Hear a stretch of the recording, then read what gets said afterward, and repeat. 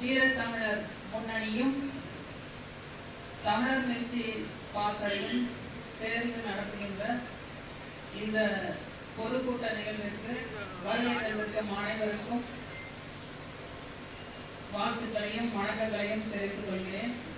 இந்நிகழ்வினை ஒருங்கிணைத்து மிக சிறப்பாக நடத்தி கொண்டிருக்கின்ற நமது உறவுகள் அனைவருக்கும் புரட்சிகர வாழ்த்துக்களையும் பாராட்டுகளையும் தெரிவித்துக் கொள்கிறேன். கலசம் ஏறாத தமிழ் ஏன், எதனால், எப்படி? அதற்கு காரணம் தெரிந்தவர்கள் எல்லாம் இங்கே அமர்ந்துள்ளார்கள். காரணத்தை புரிய வைப்பதற்காக நாங்கள் பேசிக் கொண்டிருக்கிறோம். எதனால் என்றால், தமிழ் மொழி, தமிழ் இனம், தமிழ் நிலம், தமிழர்களுக்கான வளங்கள் எதையுமே பொருட்படுத்தாமல் 200 ரூபாய்க்கும் 300 ரூபாய்க்கும் வாக்கு செலுத்திக் கொண்டிருப்பதால் ஏற்பட்ட கெடு வாய்ப்பு தான் இது.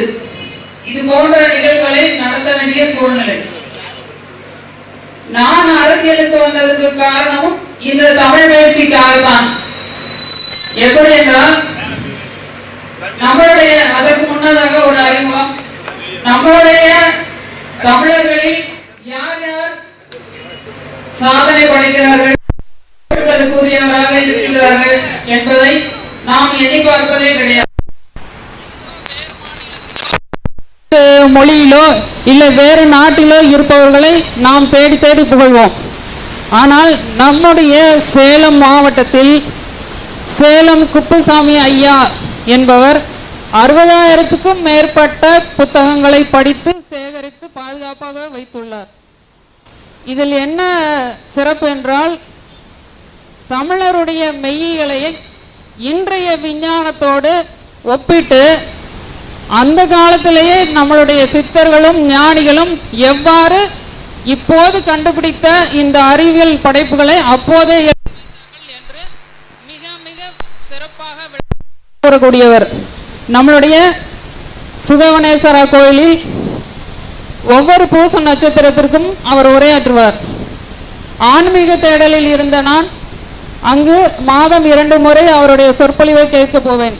அப்போது பார்த்தீங்கன்னா அவர் இதெல்லாம் சொல்லும் போது அவர் இந்த மாதிரி நம்மளுடைய தமிழ் மொழி எவ்வளோ சீரழியுது, நம்மளுடைய சுற்றுச்சூழல் எப்படி பாதிக்கப்படுது, இதை தான் அதிகமாக பேசுவார். நம்மளுடைய ஆன்மீக பெரியவர்கள்லாம் பார்த்தீங்கன்னா எல்லாருமே நம்மளுடைய நிலம் இப்படி போகுதே, நம்மளுடைய மக்கள் இப்படி சீரழிஞ்சு போகிறாங்களே, இதே தான் புலம்பிட்டு இருக்காங்க. மக்களை எடுத்துக்கிட்டிங்கன்னா என்ன சொல்கிறாங்க, இதெல்லாம் எதுவும் மாற்றவே முடியாது, அது அப்படிதான் முடிஞ்சு போச்சு.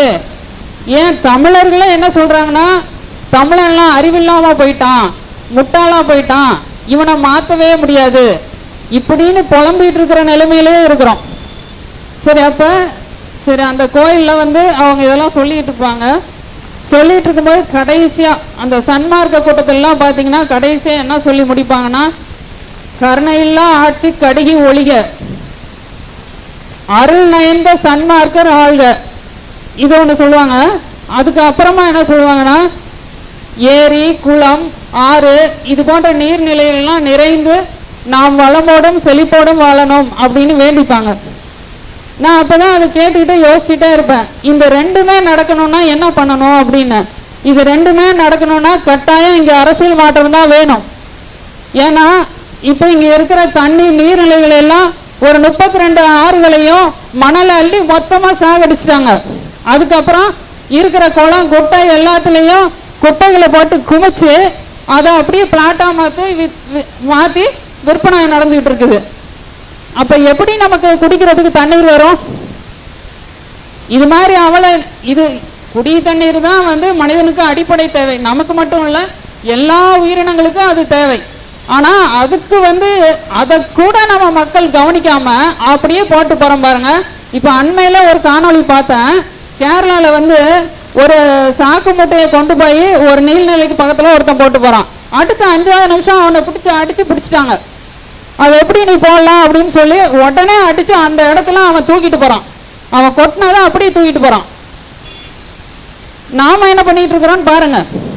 இப்போ ஒரு 4 வருடத்துக்கு முன்னாடி இங்கே ஒரு புகழ்பெற்ற முருகன் கோயில் ஒரு பெரிய சிலை அது கட்டிக்கிட்டு இருந்தாங்க. சரி அது எப்படி இருக்குன்னு பார்க்கலாம் அப்படின்னு போனோம். அங்கே போகும்போதே நான் ஒரு நாள் போகிறேன், நான் வேகமாக போகிறேன். அந்த சிலைக்கு காலில் வந்து ஒரு 4 பேர் உட்காந்துருக்காங்க. முருகனோட காலில் 4 பேர் உட்காந்துருக்காங்க. அதில் ஒருத்தன் வந்து புகை பிடிச்சிட்டு இருக்கிறான். நான் வேகமாக போகிறேன், முன்னாடி போய் என்ன நான் போன உடனே அங்கே பக்கத்தில் இருக்கான், ஏய் மேலே வராத யார் சொல்கிறது, வட இந்தியாக்காரன், மேலே வராத கீழே போ. அவங்களுக்கு தெரிஞ்சது வட இந்தியாக்காரனுக்கு மட்டும் இல்லை, இங்கே இருக்கிற மாற்று மொழி பேசுகிற அரசியல்வாதிகள் அத்தனை பேருக்கும் தெரிஞ்சது தமிழர்கள் மேலே வரக்கூடாது, கீழே போகணுங்கிறது தான். நான் அதையும் மீறி மேலே போயிட்டு அந்த ஆள்கிட்ட கேட்குறேன், நீ எப்படி என்னோட முருகன் காலில் உட்காந்து நீ புகைப்பிடிப்ப அப்படின்னு. அதுக்கு அவன் சொல்கிறான், வேலை, அவனுக்கு தெரிஞ்சது அது ஒன்று தான், தமிழில் வேலை செய்கிறானா அதனால புகைப்பிடிப்பானா.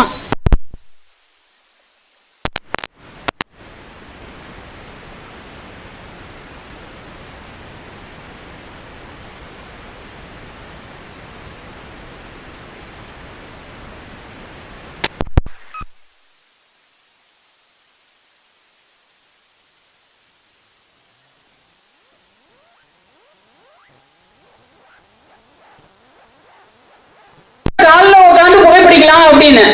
அப்புறம் அந்த நிர்வாகி வேகமா வந்து அம்மா மன்னிச்சுங்க, இனிமே இந்த மாதிரி நடக்காம நான் பாத்துக்கிறேன் அப்படின்னு சொன்னாரு. ஆனாலும் அந்த புகைப்பிடிச்சான்ல அவன்கிட்ட போய் அவர் பேசுறாரு, அவன் அப்படி திமிரா இப்படி பார்த்துட்டு போறான். இதுதான் நம்மளோட நிலைமை. நம்ம தமிழ் கடவுளுக்கே மாற்று இனத்தாரால மரியாதை கிடையாது, அப்புறம் நமக்கு மட்டும் எங்க இருந்து மரியாதை வரும்? அதை பார்த்ததுல இருந்து எனக்கு தூக்கமும் வரல, சாப்பாடும் வரல. எங்க அம்மா இருந்தப்ப கூட நான் அந்த அளவு வேதனைப்படல. அவ்வளவு வேதனை. என்னதான் நடக்குது இங்க? எவ்வளவு அசிங்கப்படுறோம் நம்ம எல்லாருமே. யார்தான் மாத்துறது? இப்ப நம்ம திருவிளையாடல் புராணத்துல வந்து சிவபெருமான் வந்து புட்டுக்கு இது மண் சுமந்த படலம் கேள்விப்பட்டிருப்பான். அதுதான் எனக்கு ஞாபகம். அதுல என்ன பண்ணுவாங்க, பாண்டி மன்னன் என்ன சொல்வாரு, அந்த வெள்ளம் வந்து பெருக்கெடுத்து போகுது. அப்ப எல்லாருமே வீட்டுக்கு ஒருத்தர் வந்து அந்த இடத்துல கரையை வந்து பலப்படுத்தணும் அப்படின்னு சொல்லி இரு கரையிலையும் எல்லாரும் ஊர்ல இருக்கிற எல்லா வீட்லயும் ஒவ்வொருத்தர் வந்து கரையை பலப்படுத்துவாங்க. அதே மாதிரி இங்க கெட்டு சீரழிஞ்சு போயிருக்கிற இந்த நாட்டுல வீட்டுக்கு ஒருத்தராவது கட்டாயம் இங்க வந்து நம்ம நாட்டை திருத்துறதுக்கு ஏதாவது பண்ணாதான் முடியும். அவ்வளவு மோசமான நிலைமையில இருக்கிறோம் நாம. அப்புறம் நம்ம வந்து கட்சியில சேர்ந்துட்டேன். இப்ப இன்னைக்கு காலையில ஒரு தம்பி கேட்டான், அக்கா திராவிடம்னா என்ன அப்படின்னு நச்சுன்னு 4 வார்த்தை சொல்லுங்கக்கா அப்படின்னு சொன்னான். திராவிடம்னாவே நச்சு தானே, நீ என்ன நச்சுன்னு வேற 4 வார்த்தை சொல்ற? 4 என்ன 40,000 கூட நான் சொல்றேன். இங்க திராவிடத்தினால நம்ம மொழிக்கு நச்சு வந்துச்சு, நம்ம இனத்துக்கு நச்சு வந்திருக்குது, நம்ம நிலம் வளம் எல்லாத்துக்குமே நச்சு தானே அப்படின்னு சொன்னேன்.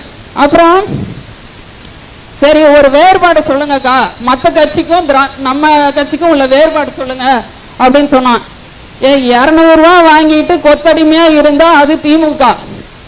200 ரூபா டிக்கெட்டை 2000 ரூபா கொடுத்து வாங்கி போய் படம் பார்த்தான்னா அவன் சினிமாக்காரன், சினிமா கொத்தடிமை. 20 ரூபா கையில இருந்தா கூட 3 மரக்கண்டுகளை வாங்கி அதை நட்டு வளர்த்தான்னா அவன் தான் நாம் தமிழர் கட்சிக்காரன்.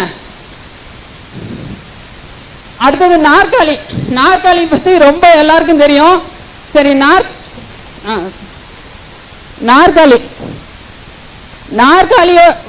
நாற்காலிய வந்து தலைவர் சொல்லிட்டு உட்காந்து தொட்டு கும்பிட்டு போனானா அவன் திமுக கொத்தடிமை.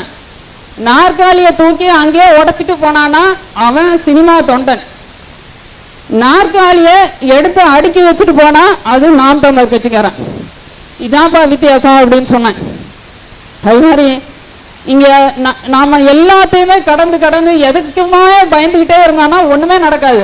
நாங்க ஒரு 3 வருஷத்துக்கு முன்னாடி உங்களுக்கு தெரியும், இந்த இலவச பேருந்து விட்டதுல இருந்து மகளிருக்கு கொஞ்சம் கூட மரியாதையே கிடையாது.